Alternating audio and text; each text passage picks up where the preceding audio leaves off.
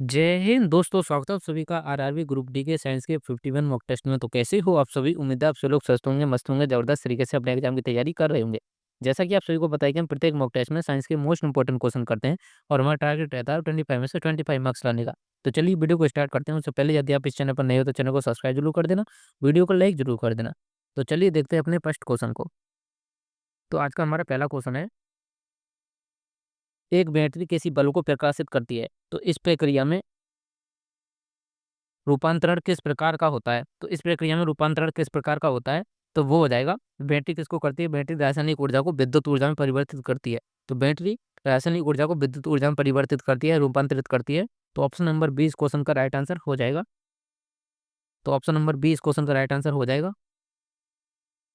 तो अब बात करते हैं विद्युत ऊर्जा का ऊष्मीय ऊर्जा में रूपांतरण। तो विद्युत ऊर्जा को ऊष्मीय ऊर्जा में रूपांतरण कौन करता है? तो वो करता है हीटर। हीटर कौन क्या करता है? विद्युत ऊर्जा को ऊष्मीय ऊर्जा में रूपांतरित करता है। अब बात करें विद्युत ऊर्जा को ध्वनि ऊर्जा में रूपांतरित कौन करता है? विद्युत ऊर्जा को ऊर्जा में रूपांतरित कौन कर देगा? वो हो जाएगा माइक्रोफोन। वो क्या करेंगे? माइक्रोफोन करेंगे विद्युत ऊर्जा को ध्वनि ऊर्जा में रूपांतरित। अब बात करें विद्युत ऊर्जा को यांत्रिक ऊर्जा में रूपांतरित कौन करता है? तो विद्युत ऊर्जा को यांत्रिक ऊर्जा में रूपांतरित करेगा मोटर।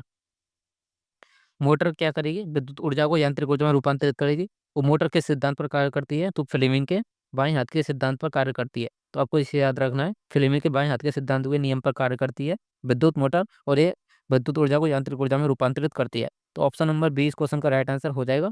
नेक्स्ट क्वेश्चन को देख लेते हैं।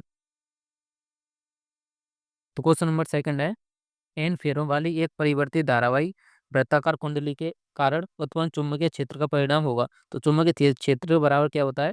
तो चुंबकीय क्षेत्र बराबर हो जाएगा mu naught mu naught N I upon two R. ये हो जाएगा चुंबकीय क्षेत्र। ये चुंबकीय क्षेत्र का फॉर्मूला होता है mu naught N I upon two R. तो एन क्या होता है? एन बराबर होता है फेरों की संख्या, आई धारा होती है, आर क्या होती है? त्रिज्या होती है।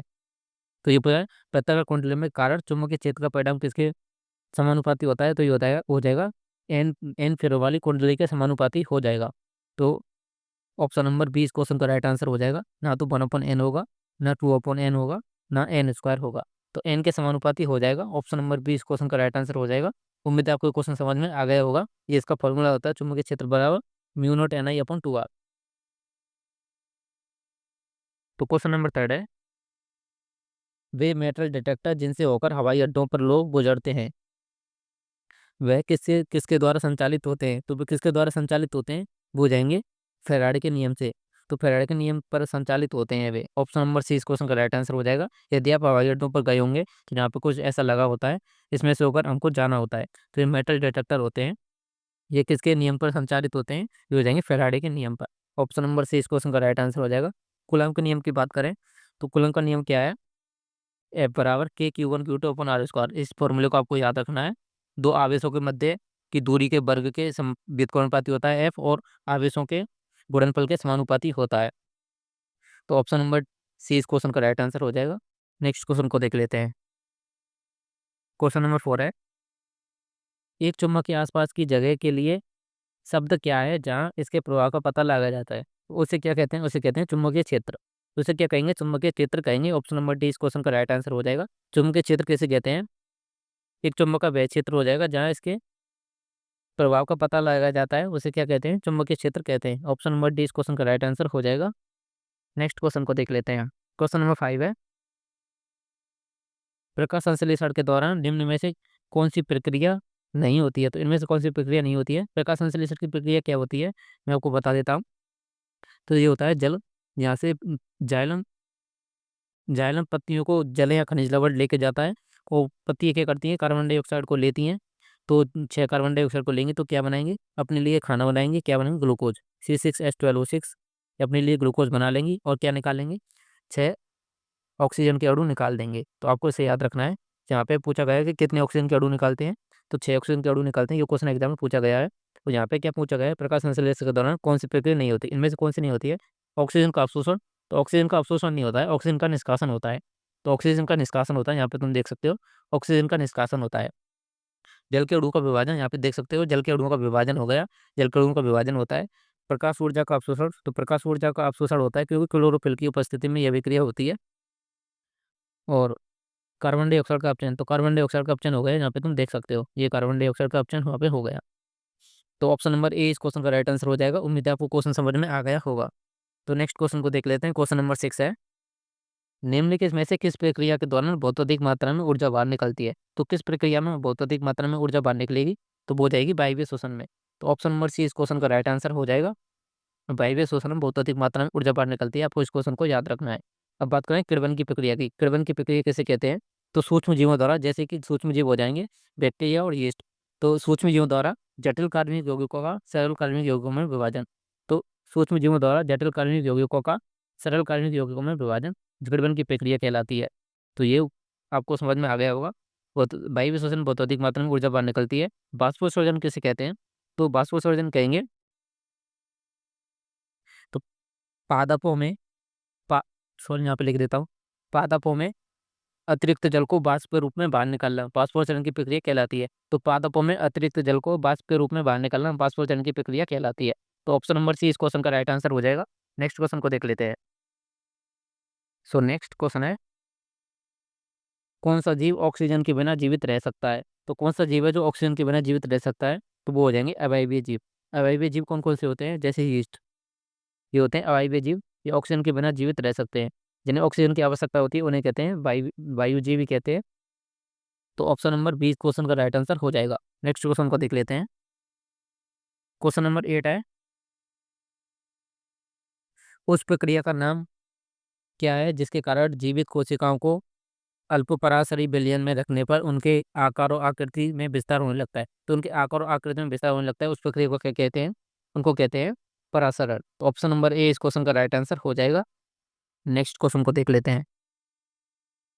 क्वेश्चन नंबर 9 है, किस पादप हार्मोन की सांद्रता पौधे के शीर्ष पर सबसे अधिक होती है और जड़ों के नज़दीक पहुंचने पर घटती जाती है? तो वो हो जाएगा ऑक्सिन हार्मोन। ऑक्सिन हार्मोन क्या करता है? पौधे को वृद्धि में सहायता करता है, पौधे की वृद्धि में सहायता करता है। और वृद्धि कहाँ से करेगा? ऊपर से। तो इसकी सांद्रता होती है वो ऊपर की ओर साथ ज़्यादा होती है और जड़ों में बहुत कम होती जाती है। तो ऑप्शन नंबर सी इस क्वेश्चन का राइट आंसर हो जाएगा। साइटोकाइनिन की बात करें तो कोशिका विभाजन में सहायता करता है, वो पादपों में प्रचुर मात्रा में पाया जाता है। पादपों में प्रचुर मात्रा में कौन सा हार्मोन पाया जाता है? वो हो जाएगा साइटोकाइनिन। और कोशिका विभाजन में सहायता करता है, सेल डिवीजन में सहायता करता है। और एथिलीन हार्मोन की बात करें तो फलों को पकाने में कौन सहायता करता है? तो एथिलीन हार्मोन फलों को पकाने में सहायता करता है। जिबरेलिन की बात करें तो तने को विकसित करने में, तने की वृद्धि में कौन सहायता करता है? तने की वृद्धि में सहायता करता है जिबरेलिन। तो ऑप्शन नंबर सी इस क्वेश्चन का राइट आंसर हो जाएगा। नेक्स्ट क्वेश्चन को देख लेते हैं। उम्मीद है आपको क्वेश्चन समझ में आ गया होगा। तो क्वेश्चन नंबर 10 है, फाइटो हार्मोन क्या है? तो फाइटो हार्मोन क्या हो जाएगा? प्रकाश संश्लेषण के लिए इस्तेमाल किए जाने वाले पदार्थ। तो प्रकाश संश्लेषण के लिए इस्तेमाल किए जाने वाले पदार्थों को क्या कहते हैं? फाइटो हार्मोन कहते हैं। तो ऑप्शन नंबर सी इस क्वेश्चन का राइट आंसर हो जाएगा। नेक्स्ट क्वेश्चन को देख लेते हैं। क्वेश्चन नंबर 11 है, एलपीजी का मुख्य घटक क्या है? तो एलपीजी की फुल फॉर्म की बात करें तो लिक्विफाइड पेट्रोलियम गैस एलपीजी की फुल फॉर्म हो जाएगी। इसका मुख्य घटक कौन सा हो जाएगा? तो ब्यूटेन इसका मुख्य घटक हो जाएगा। तो ब्यूटेन इसका मुख्य घटक हो जाएगा। ब्यूटेन की बात करें तो ब्यूटेन का फॉर्मूला क्या होता है? तो ये ब्यूटेन का फॉर्मूला हो जाएगा C4H10। C4H10 ब्यूटेन का फॉर्मूला होता है। तो ऑप्शन नंबर डी इस क्वेश्चन का राइट आंसर हो जाएगा। नेक्स्ट क्वेश्चन को देख लेते हैं।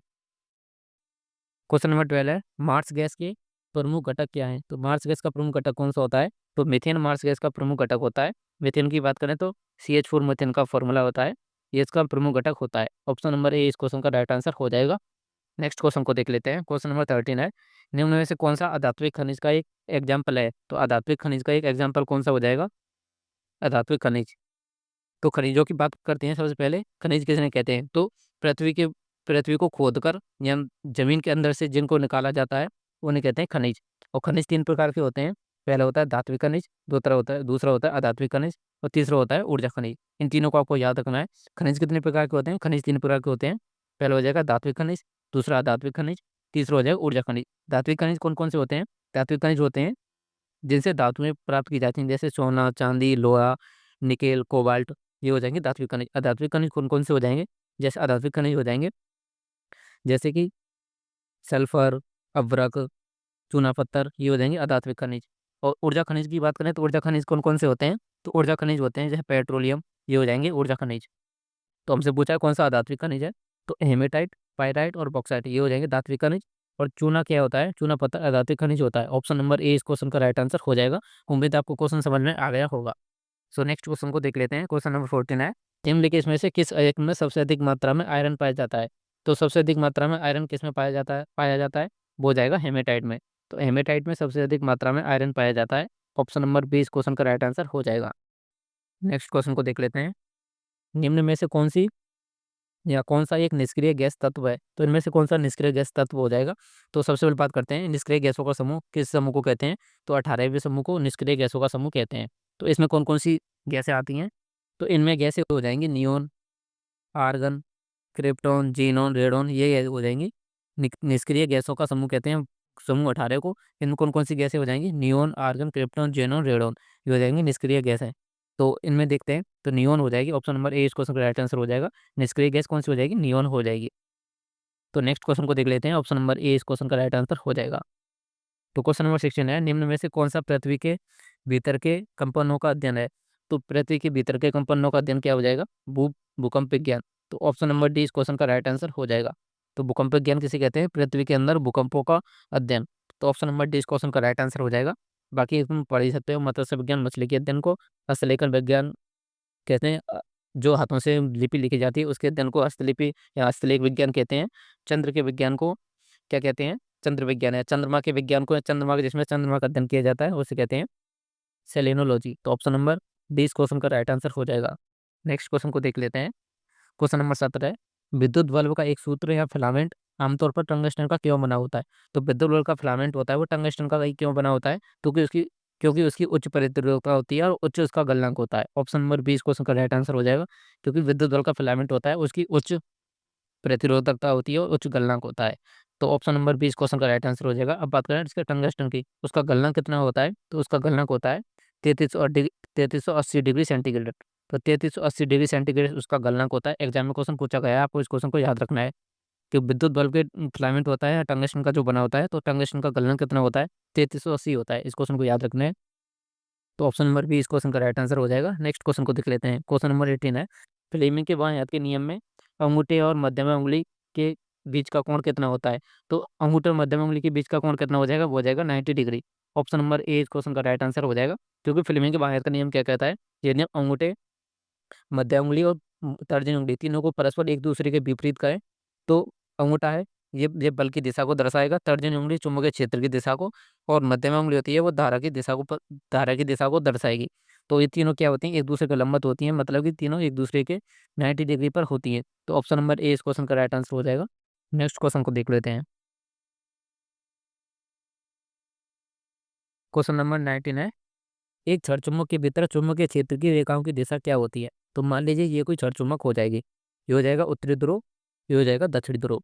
तो छड़ चुम्बक के बाहर चुंबकीय रेखाओं की दिशा क्या होती है? ये होती है उत्तरी ध्रुव से दक्षिण ध्रुव की ओर। ये होती है उत्तरी ध्रुव से दक्षिण ध्रुव की ओर। और चुंबकीय वलयिकाएं कभी एक दूसरे को प्रतिच्छेद नहीं करती हैं। फिर लेकिन ये छड़ चुम्बक है, इसके भीतर चुंबकीय रेखाओं की दिशा क्या हो जाएगी? ये हो जाएगी दक्षिणी ध्रुव से उत्तरी ध्रुव की ओर। तो भीतर किसकी दिशा हो जाएगी? ये हो जाएगी दक्षिण ध्रुव से उत्तर ध्रुव की ओर। और बाहर की साइड कैसे हो जाएगी? उत्तरी ध्रुव से दक्षिण ध्रुव की ओर। तो उम्मीद है आपको क्वेश्चन समझ में आ गया होगा। यदि आपसे पूछे चुंबक के बाहर चुंबकीय बल रेखाओं की दिशा क्या होती है, वो होती है उत्तरी ध्रुव से दक्षिण ध्रुव की ओर। और यदि चुंबक के भीतर पूछे चुंबक के भीतर चुंबकीय बल रेखाओं की दिशा क्या होती है, वो होती है दक्षिण ध्रुव से उत्तरी ध्रुव की ओर। तो ऑप्शन नंबर सी को देख सकते हो, दक्षिण ध्रुव से उत्तरी ध्रुव की ओर। ऑप्शन नंबर सी इस क्वेश्चन का राइट आंसर हो जाएगा। तो उम्मीद है आपको क्वेश्चन समझ में आ गया होगा। नेक्स्ट क्वेश्चन को देख लेते हैं। Question number 20। क्वेश्चन नंबर 20 है, किसी चुंबक का वह भाग जहाँ चुंबकीय क्षेत्र रेखाएं निकलती हैं कहलाता है। तो चुंबकीय क्षेत्र रेखाएं कहाँ से निकलती हैं? तो मैंने अभी आपके लिए बताया था चुंबकीय क्षेत्र रेखाएं कहाँ से निकलती हैं? उत्तरी ध्रुव से निकलती हैं। तो ऑप्शन नंबर डी इस क्वेश्चन का राइट आंसर हो जाएगा। नेक्स्ट क्वेश्चन को देख लेते हैं। क्वेश्चन नंबर 21 है, चुंबकीय क्षेत्र रेखाएं होती हैं। तो चुंबकीय क्षेत्र रेखाएं कैसी होती हैं? तो चुंबकीय क्षेत्र रेखाएं मैंने अभी आपके लिए बताया था। चुंबकीय क्षेत्र रेखाएं कैसा वक्र बनाती हैं? तो चुंबकीय क्षेत्र रेखाएं हमेशा बंद वक्र बनाती हैं और कभी एक दूसरे को प्रतिच्छेद नहीं करती हैं। तो चुंबकीय क्षेत्र रेखा क्या होती है? बंद वक्र बनाती हैं। ऑप्शन नंबर ए इस क्वेश्चन का राइट आंसर हो जाएगा। क्वेश्चन नंबर 22 को देख लेते हैं। निम्नलिखित में से कौन सा चुंबकीय फ्लक्स की इकाई है? तो चुंबकीय फ्लक्स की इकाई क्या होती है? तो वेबर होती है चुंबकीय फ्लक्स की इकाई। वेबर किसकी इकाई होती है? चुंबकीय फ्लक्स की होती है। चुंबकीय क्षेत्र की तीव्रता है चुंबकीय फ्लक्स तीव्रता है। चुंबकीय फ्लक्स घनत्व का मात्रा क्या होता है? आपसे कहे चुंबकीय फ्लक्स घनत्व, ऐसे कह दे, या चुंबकीय क्षेत्र की तीव्रता ऐसे कह दे, तो इसका मात्रक क्या होता है? इसका मात्रक होता है टेस्ला। इसका मात्रक क्या होता है? टेस्ला होता है। और टेस्ला को क्या कहते हैं? Weber upon metre square. Weber upon metre square को भी क्या कहते हैं, टेस्ला कहते हैं। इन दोनों को आपको याद रखना है। ऑप्शन नंबर सी इस क्वेश्चन का राइट आंसर हो जाएगा। क्वेश्चन नंबर 23 को देख लेते हैं। पौधे में ऊर्जा का अंतरिम स्रोत क्या है? तो पौधे में ऊर्जा का अंतरिम स्रोत क्या हो जाएगा? वो हो जाएगा सूर्य का प्रकाश। ऑप्शन नंबर डी इस क्वेश्चन का राइट आंसर हो जाएगा। नेक्स्ट क्वेश्चन को देख लेते हैं। क्वेश्चन नंबर 24 है, इनमें से कौन सा ऊतक पौधे में जल के परिवहन के लिए जिम्मेदार है? तो जल का परिवहन कौन करता है? जल का परिवहन करता है जाइलम। जल का परिवहन कौन करता है? जाइलम करता है। ऑप्शन नंबर बी इस क्वेश्चन का राइट आंसर हो जाएगा। राइबोसोम को क्या कहते हैं? प्रोटीन की फैक्ट्री कहते हैं। तो प्रोटीन की फैक्ट्री किसे कहते हैं? राइबोसोम को कहते हैं। नेक्स्ट क्वेश्चन को देख लेते हैं। क्वेश्चन नंबर 25 और आज का लास्ट क्वेश्चन। निम्नलिखित में कौन सा पादप हार्मोन है? तो कौन सा पादप हार्मोन हो जाएगा? एस्ट्रोजन, ये माता जनन हार्मोन हो जाएगा। क्लोरोफिल प्रकाश संश्लेषण में यूज होता है। थायरोक्सिन हार्मोन ये नहीं होगा। तो ऑक्सिन हार्मोन क्या हो जाएगा? पादप हार्मोन हो जाएगा। ऑप्शन नंबर डी इस क्वेश्चन का राइट आंसर हो जाएगा। उम्मीद है आपको क्वेश्चन समझ में आ गया होगा। तो आज के ये थे 25 क्वेश्चन। या क्वेश्चन आपको कैसे लगे? यदि वीडियो अच्छी लगी हो तो वीडियो को लाइक जरूर कर देना, चैनल को सब्सक्राइब जरूर कर देना। तो मिलता हूँ आपसे नेक्स्ट वीडियो में।